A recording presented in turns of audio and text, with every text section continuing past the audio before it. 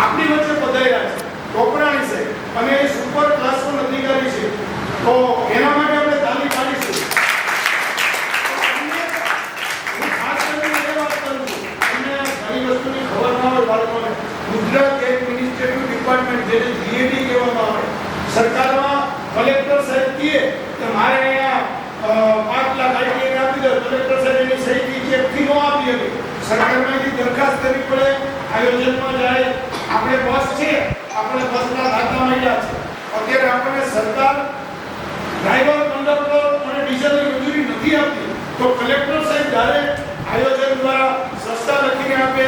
આયોજનમાંથી grant મંજૂર થાય તો કલેક્ટરની આયોજનની ગ્રાન્ટમાંથી આપણને પૈસા મળે, પણ એની વિધિ પ્રોપર થવી જોઈએ. તમારે એનજીઓ વાળાને કેટલી બધી તકલીફ છે, મને ખ્યાલ છે.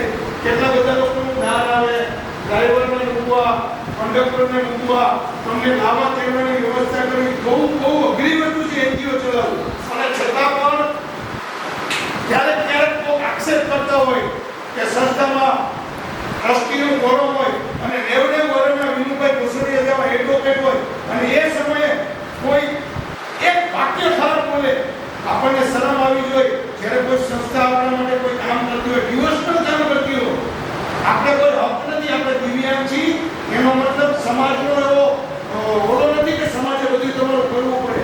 જ્યારે એનજીઓ તમારા માટે કરતી હોય, સંસ્થા કરતી હોય, ત્યારે પણ પ્રતિ આક્ષેપ થતા હોય છે. આ જાણીને મારું હૃદય કંપી ઉઠે છે. અમે સરકારી સંસ્થામાં કામ કરીએ છીએ, અમારી પર જ્યારે કોઈ આક્ષેપ થાય તો અમને બહુ દુઃખ થાય છે.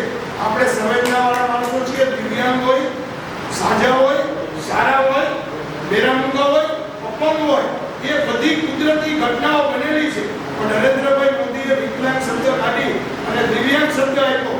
કોઈ ઉપર ક્યારે આક્ષેપ ન કરવાનો. જ્યારે કુદરતે આપણે ઘણી બધી ક્ષમતા નથી એવી, એ સમય જે લોકો આપણે મદદ કરે છે એના પ્રત્યે આપણો એટીટ્યુડ અને ગ્રેટિટ્યુડ બે હારા હોવો જોઈએ.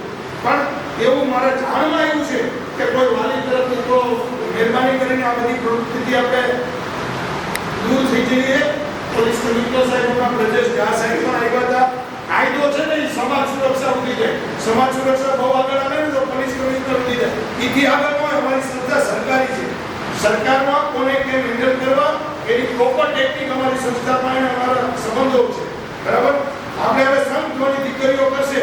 આપણે સંઘ ધોનીથી સાહેબોને હવે સર્ટિફિકેટ વિતરણ માટે નિમંત્રણ આપીશું. સાહેબોનું ઉદ્બોધન આપણે બધી દીકરીઓ આપણી સંઘ વગાડશે. ખૂબ આનંદની વાત છે. આપણે દીકરીઓ એક જ દિવસમાં શીખી સ્ટાર્ટ.